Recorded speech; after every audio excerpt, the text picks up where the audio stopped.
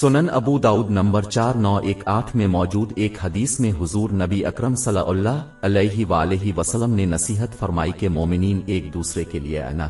اس کا مطلب یہ ہے کہ جس طرح انسان اپنے اندر کوئی ظاہری عیب دور کرنے کے لیے آئینہ استعمال کرتا ہے، اسے چاہیے کہ وہ دوسروں کو مخلصانہ نصیحت کر کے ان کی مدد کرنے کی کوشش کرے تاکہ وہ اپنے کرداروں سے ظاہری اور باطنی عیبوں کو دور کر سکے۔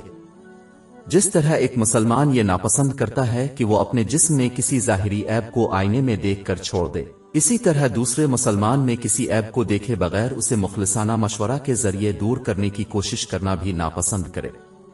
جو لوگ اپنے ساتھیوں کے عیبوں کو نظر انداز کرتے ہیں وہ سچے دوست نہیں ہوتے، کیونکہ ایک سچا دوست ہمیشہ اپنے ساتھی کی دنیا اور آخرت میں بہتر زندگی کی خواہش کرتا ہے۔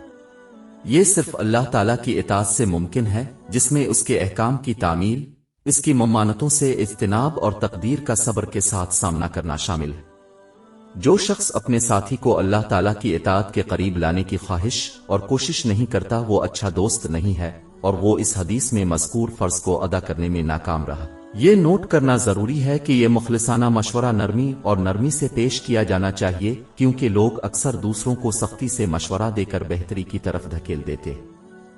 اس کے علاوہ دوسرے شخص کی شرمندگی سے بچنے کے لیے تنہائی میں کرنا چاہیے، اور اسلامی تعلیمات کے مطابق کسی جاہل کی نصیحت بہت کم ہی بھلائی اور بہتری کی طرف لے جاتی۔